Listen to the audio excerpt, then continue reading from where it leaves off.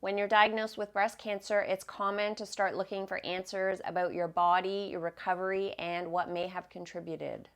These are a handful of books that helped me at different points in my recovery. I'll share what I learned from each one and who I think they'll be helpful for. I've linked all the books in the description if you want to take a closer look.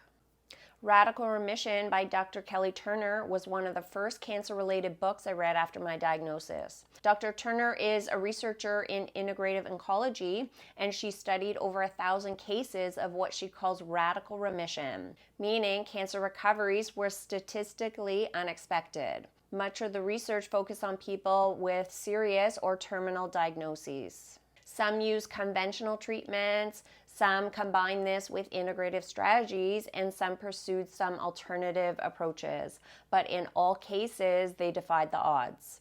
This book isn't anti-medicine. It's about what people added alongside or sometimes beyond standard treatment.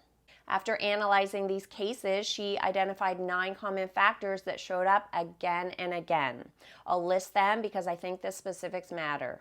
Radically changing your diet, taking control of your health, following your intuition, using herbs and supplements, releasing suppressed emotions, increasing positive emotions, embracing social support, deepening your spiritual connection, and having strong reasons for living. This isn't meant to be a checklist, it's more of a framework, and there's no expectation that you would work on all of these things at once.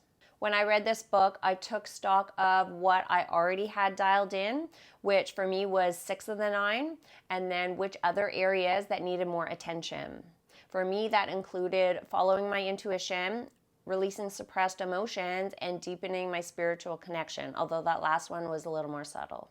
For someone else, the areas of focus might look completely different. And one of the things that I appreciate most about this book is that it encourages reflection and then not just these rigid rules. If someone who likes understanding the why behind healing, or you want to feel like there are things within your control during recovery, this book can be empowering. The next book, Radical Hope, is the follow-up to Radical Remission, also by Dr. Turner. In this book, she introduces a 10th healing factor, exercise. Now, this wasn't included in the original list because it didn't show up as consistently in the earlier research. With more cases and updated data, movement became impossible to ignore. Dr. Turner talks about movement as something that supports circulation, immune function, emotional health, and a sense of agency in your body. For me, exercise has felt like one of the biggest contributors to my healing, both during treatment and now in survivorship. If Radical Remission identified what people had in common, Radical Hope is much more about how to apply these factors in real life, and especially when things feel overwhelming. One of the most inspiring parts of this book for me is reading stories from people with stage 4 cancer who are still defying the odds. She also shares realistic examples of how people implemented these factors, not perfectly, but consistently and sustainably. This book emphasizes that you don't need to overhaul your whole life overnight and do all 10 factors. Instead, it encourages you to focus on the areas that need the most attention for you and see healing as a process that just evolves over time. Radical Hope is especially helpful if you're looking for hope, whether you're newly diagnosed or further along in recovery. If you're feeling stuck, burned out, or discouraged, it reminds you that progress can be slow, non-linear, and still meaningful. The next book is The Metabolic Approach to Cancer by Dr. Nasha Winters. This book was actually gifted to me from a friend when I was diagnosed, and it arrived unexpectedly in the mail, and I actually didn't even know who sent it for the first 2 weeks. But it was a great fit for me. I've always wanted to understand what's happening inside my body, and this book gave me a framework that helped me feel more informed and more control of my recovery. One of the core concepts in this book is the terrain 10. So it's a way of looking at the internal environment in your body, or terrain, and how supportive it is for healing. The terrain 10 includes areas like genetics and epigenetics, blood sugar balance, toxic burden, digestion and the microbiome, immune function, inflammation, circulation, hormone balance, stress, and mental emotional health. Each of these areas has a short checklist. You answer yes or no, tally your score, and then the areas where you score the highest are the ones you're encouraged to focus on. The book is then organized into chapters, and they walk you through each part of the terrain in more detail. For me, this highlighted a few specific areas that deserve more attention, and it gave me a place to start without feeling too overwhelmed. The core idea of this book is that cancer isn't just about genetics, but about how the body is functioning overall. Dr. Winters emphasizes a holistic, integrative approach to cancer prevention and management. Another big takeaway is that care doesn't stop when treatment ends. Supporting your metabolic health can continue into survivorship, as this will help with energy levels, healing, and overall resilience. This is a detailed, science-heavy book in some places, so it's not a quick or casual read. But if you like understanding the why behind recommendations and taking steps to support your body, this book is definitely worth exploring. The next book is When the Body Says No, The Cost of Hidden Stress. In this book, Dr. Mate explains how unresolved emotional trauma, suppressed emotions, and chronic stress can weaken the immune system and make the body more vulnerable to illness, including cancer.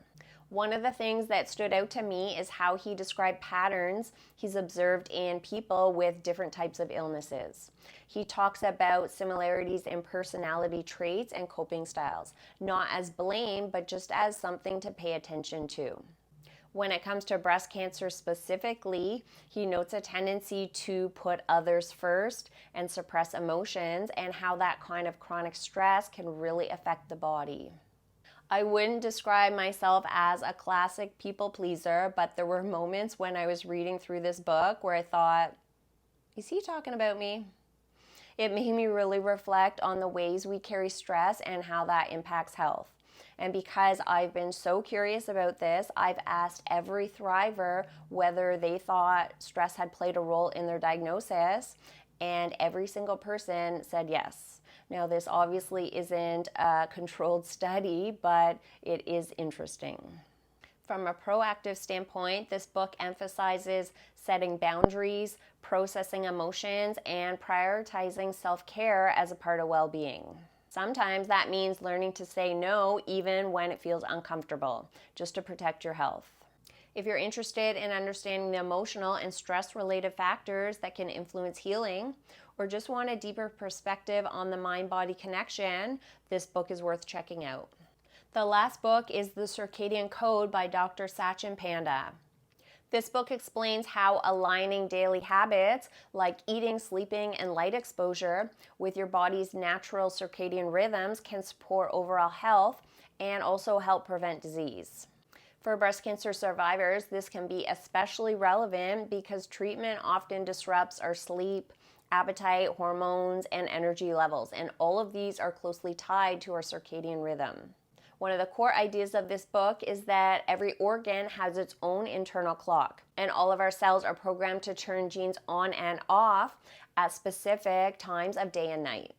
When those rhythms are consistent and aligned, our bodies function more efficiently. But living out of sync with your natural clock can put extra stress on the system over time. A key takeaway from this book is that when we eat matters just as much as what we eat. So eating within a consistent daily window, something Dr. Panda calls time-restricted eating, helps the body digest and process food more efficiently and supports metabolic health. He also talks about how sleep cycles and body temperature are connected to circadian rhythm, and how small adjustments like finishing dinner a few hours before bed can really improve sleep quality. For me personally, I've noticed that I have much better sleep when I finish eating 3 hours before bedtime. Another important point is morning sunlight, which helps to reset your circadian clock and supports better sleep and energy throughout the day. Overall, the Circadian Code offers practical research-backed ways to adjust daily routines in support of healing and long-term health. If you're looking for lifestyle changes that feel simple, doable, and grounded in science, this book is a great resource. The goal here isn't to follow any book perfectly. It's to get some resources that help support you at different stages in your recovery. Let me know in the comments, have you read any of these, or are there other books that I didn't mention that really helped you in your recovery? Thanks for watching and see you next time.